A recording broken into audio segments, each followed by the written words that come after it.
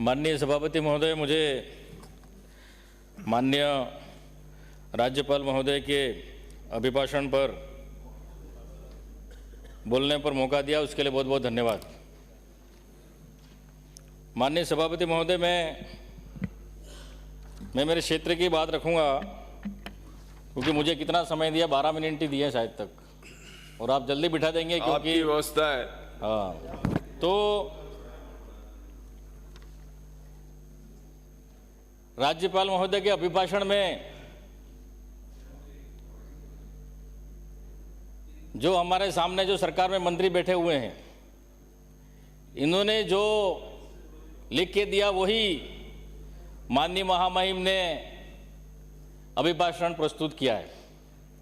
इस अभिभाषण में कुछ ऐसा नया नहीं है, खाली बजट नहीं है, खजाना खाली है, मोदी जी ने ये कर दिया, मोदी जी ने वो कर दिया, डबल इंजन की सरकार है। इसके अलावा इस अभिभाषण में कोई तथ्य नहीं है। इस अभिभाषण में एसटी एससी के लिए कोई भी नीति, कोई भी योजना नहीं बनाई है कि एसटी एससी के लिए हम क्या करेंगे। मैं सभापति महोदय, आपके माध्यम से मैं कहना चाहूंगा कि टीएसपी क्षेत्र में पहले भी मांग करता हूं कि जनसंख्या के आधार पर सरकारी नौकरियों में आरक्षण मिलना चाहिए, क्योंकि वहां के युवाओं की और क्षेत्र की जनता की कब से मांग है। मैंने विधानसभा में मांग उठाई थी और अब भी उठा रहा हूं कि यह विशेष मांग है। उसके बाद जो राज्य का एसटी का प्रशासनिक सेवा में 12% आरक्षण मिलता है, तो हमारे टीएसपी एरिया को इस 12 में से प्रशासनिक सेवा में 6% आरक्षण पृथक से दिया जाए, क्योंकि हमारे टीएसपी क्षेत्र में भील, आदिवासी, जो गरीब हैं, जो पिछड़े हैं, जो 1 बीघा जमीन है, किसी के पास जमीन भी नहीं है, वो मजदूरी करते हैं, खेती भी बराबर नहीं कर पाते हैं, उनको वास्तविक आरक्षण मिलना चाहिए। वो आज तक 75 साल तक वास्तविक जो हक हमको नहीं मिला है, यह आरक्षण हमको मिलना चाहिए। अभी तो हम सीखे ही अब हैं आरक्षण होता क्या है। पहले आरक्षण के नाम पर दूसरे ही सब ने फायदा उठाया है। अभी भी हमको एसटी एससी को 100 साल तक आरक्षण की आवश्यकता है, तो हम बराबर लेवल तक आएंगे। आज तक हम यहां पर आए नहीं है। हमारे पूर्व मंत्री जी बोल रहे थे कल, किसी ने, माननीय सदस्य ने कहा था, अरे ये वनवासी क्या बोलेंगे। अरे भाई, हम ही सीख रहे हैं, हम आदिवासी हैं, अभी तो सीख रहे हैं, लेकिन तुम्हें हम पे आपत्ति है, एससी एसटी पर आपत्ति है तुमको। हमें मंदिर में घुसने नहीं दिया जाता है। अभी राम मंदिर की बात कर रहे हो आप, वहां पर गोमूत्र छिड़का जाता है, गंगा जल से साफ किया जाता है, और फिर आप कौन सा विकास की बात कर रहे हो, कौन सा विकसित भारत की बात कर रहे हो। आज भी हमारे साथ एसटी एससी के साथ भेदभाव होता रहा है और भेदभाव हो रहा है। इस भेदभाव को खत्म करना पड़ेगा, इसलिए हमें 100 वर्ष और लग जाएंगे। यह आरक्षण व्यवस्था चाहिए हमें। लेकिन Bharatiya Janata party, Modi ji, double engine की सरकार हमारे आरक्षण को खत्म करना चाहती है, किसी के माध्यम से हमें हटाना चाहती है।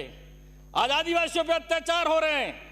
कार्तिक भील हत्याकांड हुआ, मध्य प्रदेश में हमारे आदिवासियों पर पेशाब किया जा रहा है।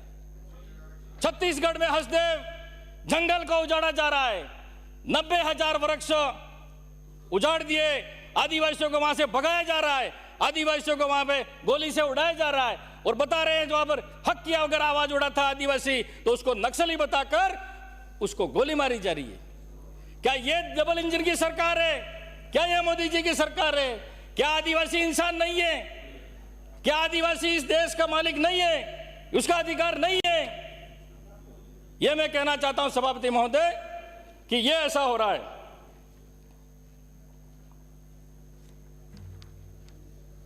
पहले हमारे टीएसपी क्षेत्र में और आज भी कई जगह नाम मात्र के सरपंच हैं, नाम मात्र के प्रधान हैं, और मेरे से पहले भी आए माननीय सदस्य आए विधानसभा में, उनकी डिजायर किसी और के पास रहती थी,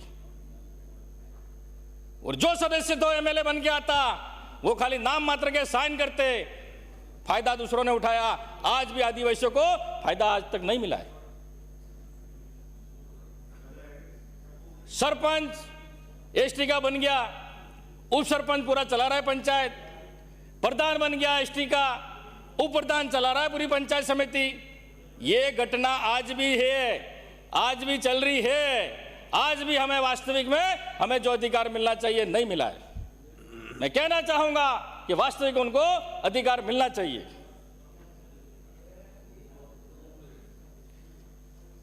कई वर्षों से आदिवासी लोग बिला नाम जमीन पर बैठे हुए हैं, जो जंगल में बैठे हुए हैं, जो खेती कर रहे हैं, मकान बनाकर रह रहे हैं। न तो उनको वनाधिकार का पट्टा दिया जा रहा है, न तो बिला नाम पर जमीन पर वर्षों से बैठे हुए हैं उनको पट्टा या खातेदारी हक उनको नहीं दिया जा रहा है। आदिवासी कभी शहर की ओर नहीं गया, लेकिन शहर वाले और गांवों में जा रहे हैं, जंगल उजाड़ रहे हैं, उनको हटा रहे हैं। अगर गरीब है उसके लिए कानून है, नियम है, लेकिन जो पैसे वाला है, जो अमीर है, उसके लिए कोई कानून कोई नियम नहीं है। उसके लिए नदी में भी उसके होटल बन जाएगी, उसके लिए मकान भी अलॉटमेंट हो जाएगा, और जो बरसों से लोग बैठे हुए हैं उनके लिए कोई नियम कानून कायदे नहीं है। तो मैं चाहता हूं सभापति महोदय जी, वास्तविक में जो लोग बैठे हुए हैं बरसों से, उनको खातेदारी हक दिया जाए, उनको वनाधिकार पट्टा दिया जाए। यह नीति आपने नहीं बनाई, यह अभिभाषण में नहीं लिखा कि आदिवासियों के लिए हम ये करेंगे, एससी के लिए ये करेंगे, एसटी के लिए ये करेंगे। खाली बस जो लिख के भेज दिया, बजट नहीं है, ये नहीं है, लेकिन आप क्या करेंगे? आप तो कुछ नहीं करेंगे। लेकिन हमारे पूर्ववर्ती सरकार अशोक गहलोत साहब ने 2 साल कोरोना काल था, फिर भी किसी को भूखा नहीं सोने दिया। कई रोजगार चलाए, निशुल्क जो भी है, मुख्यमंत्री चिरंजीवी योजना चालू की, 25 लाख का निशुल्क इलाज मिल रहा था, फ्री में दवाई। ये भी अशोक गहलोत साहब की योजना है, अशोक गहलोत साहब की देन है। वास्तविक में वो अशोक महान सम्राट राजा हुआ करता था, और इन्होंने भी ऐसा काम किया है। भले आप ऊपर से मना कर रहे होंगे, लेकिन दिल से तो वास्तविक में कांग्रेस सरकार ने सभी वर्गों का 36 वर्ग के लिए काम किया था। खाली आपने नाम बदलने का काम किया। मणिपुर की घटना, मोदी जी मौन, भारतीय जनता पार्टी के नेता मौन। क्यों मौन हो भाई? क्यों मौन हो? क्योंकि वहां मणिपुर में वहां पर महिलाओं पर, आदिवासी महिलाओं के साथ बलात्कार किया जा रहा है। क्योंकि वो आदिवासी है इसलिए आवाज आप नहीं उठाओगे। अगर कोई हिंदू होता तो आप आवाज उठाते, क्योंकि वो आदिवासी है, इसलिए आप आवाज नहीं उठा रहे हो। उनकी इतनी तकलीफ हो रही है, लेकिन इसके लिए आप एक शब्द बोलने के लिए तैयार नहीं हो। अरे मोदी जी, ये डबल इंजन की सरकार है। क्या मणिपुर भारत का राज्य नहीं है? लेकिन ये इस तरह से जो भारतीय जनता पार्टी की सोच है, वो देश को एकीकरण नहीं, उसको अलग करने का काम कर रहे हैं। अरे जो बैठे नहीं बोले माननीय सभापति महोदय, जो युवाओं की बात कर रहे हैं, जो युवाओं के रोजगार की बात कर रहे हैं, हमारी सरकार ने आप राजीव गांधी बोले माननीय सदस्य। सर मेरे 12 मिनट नहीं, आप शांत रहे, बिराजे। आप माननीय सदस्य, आप बिराजे, माननीय सदस्य, आप बिराजे। हाँ मेरे लिए बजाओ, बिराजे। माननीय सदस्य, आप विषय पर बोले। आप बिराजे बोल रहा हूं मैं, संक्षिप्त में बोल रहा हूं, और हमें यहां भी दबाया जा रहा है। हमें यहां भी नहीं बोलने दिया जा रहा है। हमारे क्षेत्र की आवाज बोलने हमें यहां भी दबाया जा रहा है। बोलिए। हमारे पिछली सरकार में, गहलोत सरकार समय निकल रहा है, जो आपके दल ने जो समय दिया है वो निकल रहा है, जल्दी बोले। सर हमारे प्रतिपक्ष के नेता बैठे हुए हैं, प्रतिपक्ष के नेता ने आपका समय दिया। आप बिराजे, जल्दी बिराजे। आप राजीव गांधी युवा मित्र जो लगाए थे 5,000, आज ये युवाओं की बात कर रहे हैं, महिलाओं की बात कर रहे हैं। आज युवा वहां पर 20 दिन से भटक रहा है, खाने के लिए रोटी नहीं मिल रही है, नहाने के लिए कपड़े नहीं है, एक ही ड्रेस में आए, सोने के लिए ओढ़ने के लिए बिस्तर नहीं है, महिला बच्चा लेके आई है, लेकिन आपने उनको हटाने का काम किया। वो सरकार की योजनाओं को घर घर तक पहुंचा रहे थे, उनको फायदा दिला रहे थे, बोले केंद्र सरकार की योजना हो, बोले राज्य सरकार की योजना हो। अरे काय के कार्यकर्ता थे वो, तो सभी सरकार की योजना घर घर तक पहुंचा रहे थे। लेकिन आपकी सरकार में पंचायत सहायक जो लगे थे उनको हमारी सरकार ने नहीं हटाया, उनको और नियमित किया। ये है कांग्रेस सरकार, ये दिखती है आपकी सोच। और कांग्रेस की सोच क्या है? आप युवाओं के कितने हितैषी हैं? मैं कहना चाहूंगा, जितनी योजना की आप बात कर रहे हैं, खाली आपने नाम बदलने का काम किया है।